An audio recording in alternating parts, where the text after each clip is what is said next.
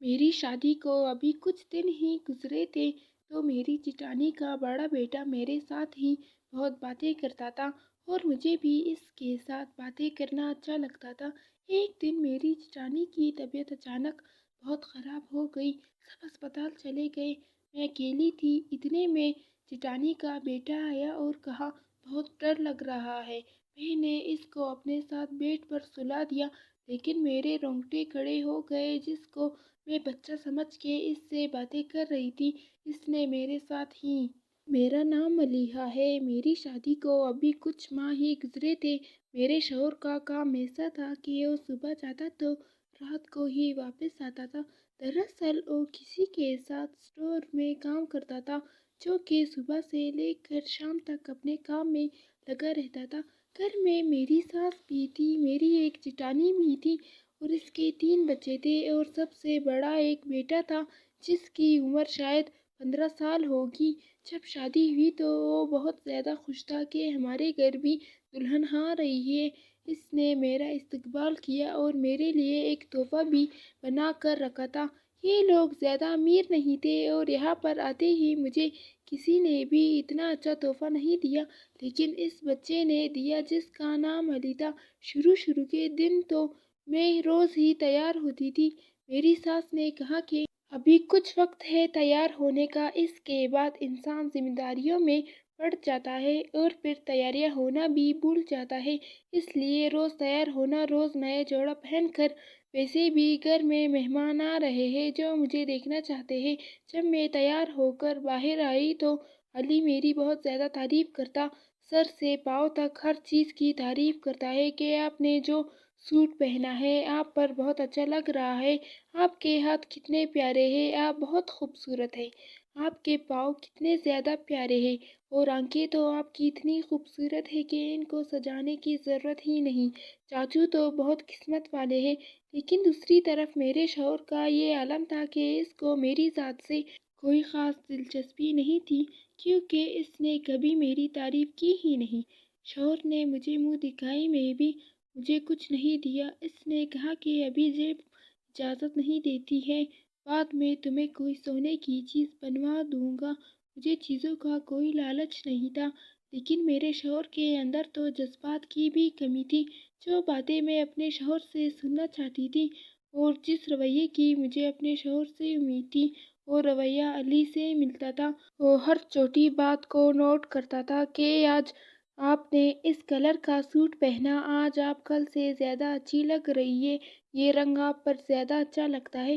میں تو یہ سوچ کر مسکرا دیتی تھی کہ چلو بچہ ہے اور مجھ سے بہت زیادہ پیار کرتا ہے، لیکن جس شخص کو میری تعریف کرنی چاہیے تھی اس کو تو احساس ہی نہیں تھا۔ میری جیٹھانی نے کہا کہ یہ سارا خاندان ہی ایسا ہے، یوں سمجھ لو کہ یہ ان کا خاندانی مسئلہ ہے۔ میں تو کہتی ہوں کہ مردہ دل لوگ ہیں جیسے زندہ لوگ کہتے ہیں، ان کو کسی بھی بات سے کوئی فرق نہیں پڑتا کہ شروع میں بھی بہت سی پریشانی ہو جاتی تھی۔ میں سوچتی تھی کہ اگر اسی طرح چلتا رہا تو زندگی کیسے گزرے گی، لیکن بس زندگی گزر گئی۔ اللہ نے پہلے ہی سال اولاد دے دی اور اس کے بعد میں اولاد میں مصروف ہو گئی۔ اب تو خیر اسی کے لیے جیتی ہوں۔ بچے کہتے ہیں کہ ایک چھوٹی بہن ہونی چاہیے اور اب بیٹا کافی بڑا ہو گیا ہے، اب اچھا نہیں لگتا۔ میں نے کہا کہ اتنا بھی بڑا نہیں ہے، ایک بار تو آپ کوشش کر سکتی ہے۔ انہوں نے کہا کہ ہاں شاید، لیکن ابھی فی الحال کوئی ارادہ نہیں ہے۔ ان کو چھوٹی بہن کا بہت شوق ہے، اسی لیے تمہارے آگے پیچھے پڑتا رہتا ہے، کیونکہ اسے بہن کا بہت زیادہ شوق ہے، وہ تمہیں اپنی بہن سمجھتا ہے۔ اس کے بعد سے میں بھی علی کا بہت خیال کرتی تھی، کبھی اس کے ساتھ بیٹھ کے لڈو کھیل رہی ہوتی تھی، کبھی لڈو کھیلتے کھیلتے ہم ایک دوسرے کو مارنے لگتے۔ گھر کا ماحول بہت اچھا تھا، ساس بھی اچھی تھی، جیٹھانی تو بھی تھی ہی بہت اچھی۔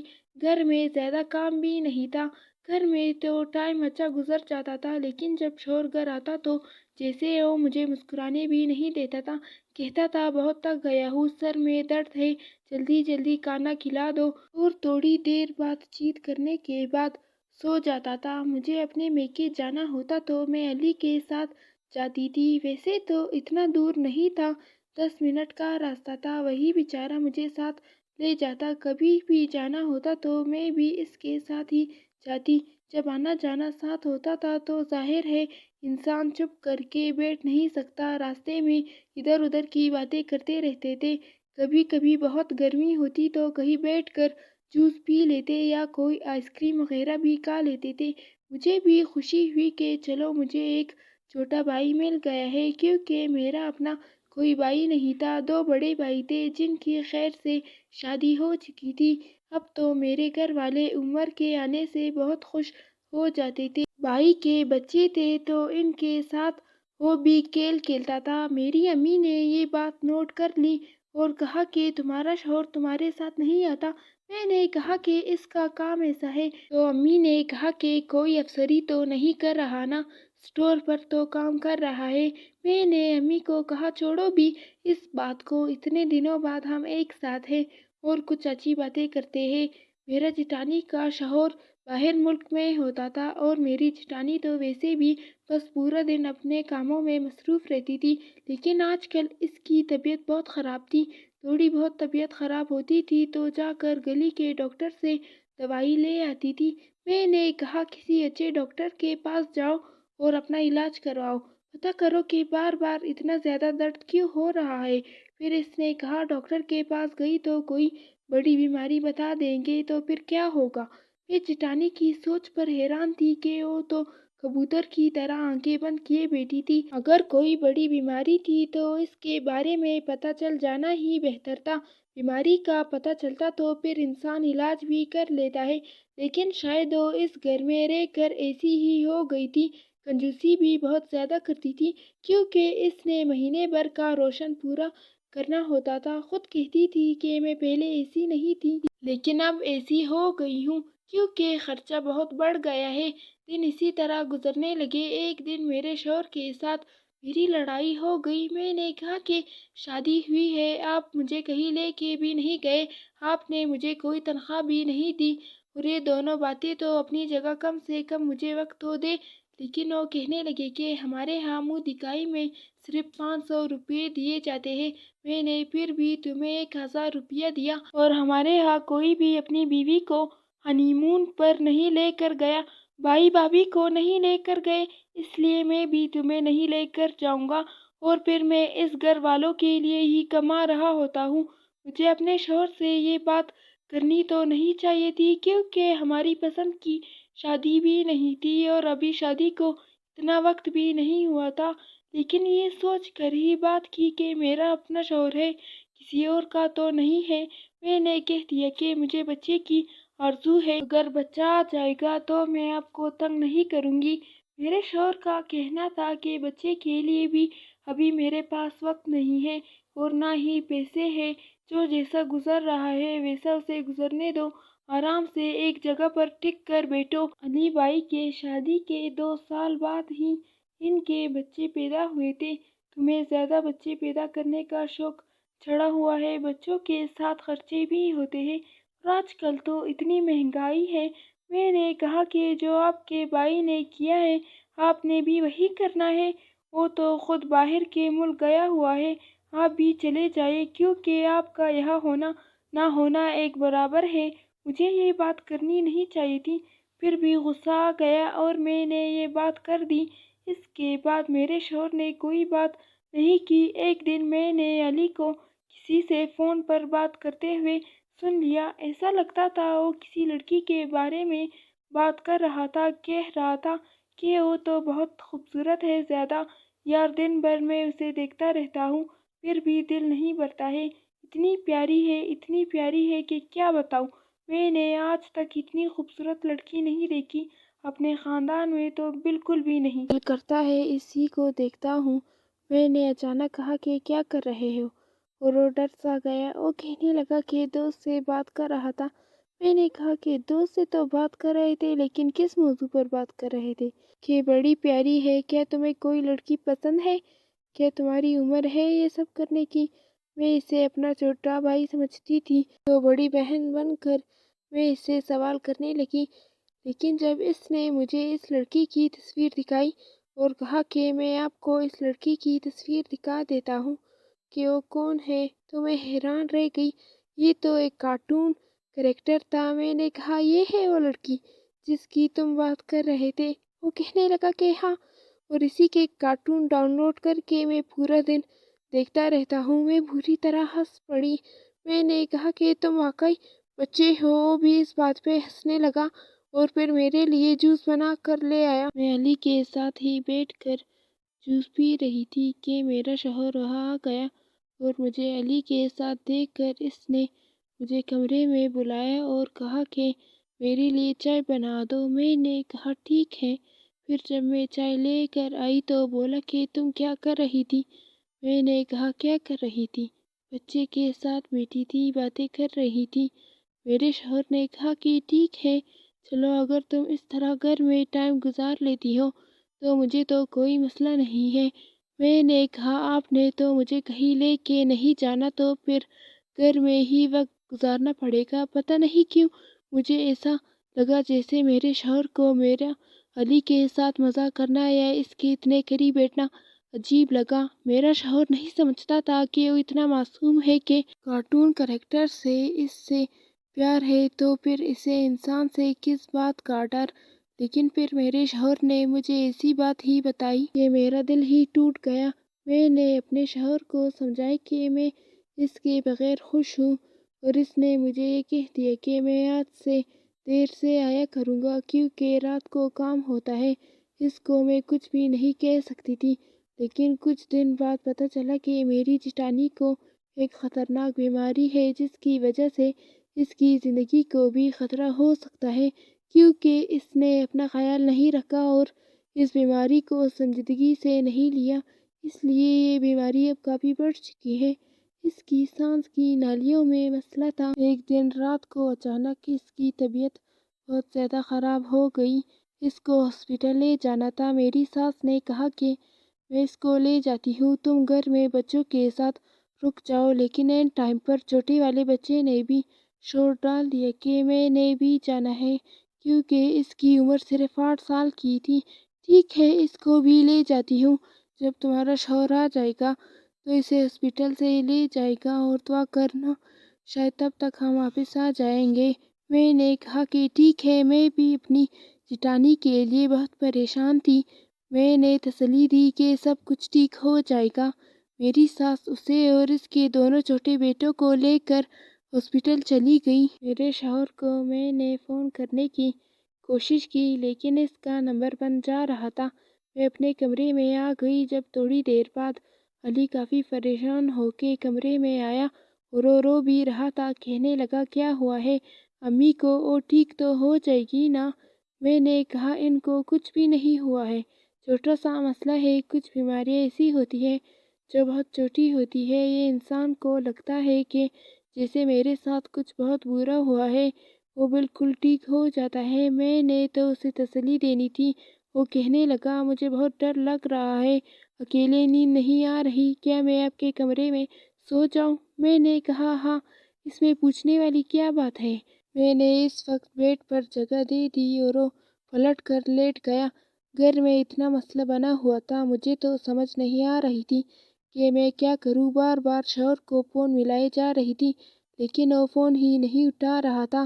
ساس بھی فون نہیں اٹھا رہی تھی، لیکن تھوڑی دیر کے بعد ساس نے خود فون کیا اور کہا کہ رات ہم کو ہاسپٹل میں ہی رہنا پڑے گا، ویسے بھی 11 تو بج گئے ہیں، تم تھوڑی دیر آرام کر لو۔ میں نے کہا کہ شوہر ابھی تک فون نہیں اٹھا رہا ہے۔ ساس نے کہا کہ کوئی بات نہیں، جب تمہارا شوہر آئے تو اس کو بھیج دینا۔ میں نے کہا ٹھیک ہے۔ نیند تو مجھے بھی نہیں آ رہی تھی، لیکن لیٹے لیٹے اچانک سے میری آنکھ لگ گئی اور میں نے محسوس کیا کہ میرے کندھے پر کسی نے ہاتھ رکھا ہے۔ مجھے لگا میرا شوہر آ گیا ہے کیونکہ کمرے کی لائٹ آف تھی، لیکن میں نے اپنے شوہر کے ہاتھوں پر ہاتھ رکھا اور کہا کہ آپ کو پتہ ہے کیا ہوا ہے؟ میں نے جیسے ہی لائٹ آن کی تو سامنے کا منظر دیکھ کر حیران رہ گئی۔ وہ میرا شوہر نہیں بلکہ علی ہی تھا، اور مجھے ایسے نظروں سے دیکھ رہا تھا جیسے کچھ کرنے والا ہو۔ میں نے کہا کہ کیا بات ہے، تمہاری امی ٹھیک ہے؟ کل آئی تھی۔ لیکن علی نے اچانک سے میرے چہرے پر بکھری زلفوں کو پیچھے کیا اور کہا کہ جب تم پریشان ہو جاتی ہو تو بالکل اچھی نہیں لگتی۔ مسکراتے ہوئے تم بہت اچھی لگتی ہو۔ اس نے مجھے اس طرح سے پکارا کہ جیسے میں اس کی چاچی نہیں ہوں۔ اس نے میرے نام سے مجھے پکارا۔ مجھے بہت عجیب سا احساس محسوس ہوا۔ میں نے کہا کہ یہ کیا کہہ رہے ہو؟ تو کہنے لگا کہ آپ مجھے بہت اچھی لگتی ہے، میں آپ سے بہت پیار کرتا ہوں۔ میں نے کہا مجھے پتا ہے، میں بھی تمہیں اپنا چھوٹا بھائی سمجھتی ہوں۔ مجھے کچھ عجیب سا لگ رہا تھا۔ میں بستر سے اٹھ گئی۔ اس نے مجھے دیکھا۔ میں نے پلٹ کر دیکھا تو مجھے گھور رہا تھا۔ میں نے کہا کہ کیا دیکھ رہے ہو تم؟ چپ کر کے سو جاؤ۔ میں وہاں سے جانے لگی۔ اس نے میرا ہاتھ پکڑ لیا اور اس نے کہا کہ میں بھائی بہن والی محبت کی بات نہیں کر رہا ہوں۔ آپ میری بہن ویسے بھی نہیں ہے۔ اس دن میں جس لڑکی کی بات کر رہا تھا وہ آپ ہی تھی، کسی کارٹون کی بات نہیں کر رہا تھا۔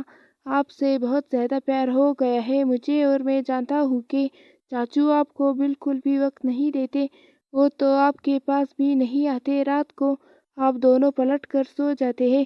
میں اس بات پر حیران ہوں کہ اس کا مطلب کہ وہ ہمارے کمرے میں جھانکتا تھا، اسے پتا تھا کہ ہم رات میں کیا کرتے تھے اور کیا نہیں کرتے تھے۔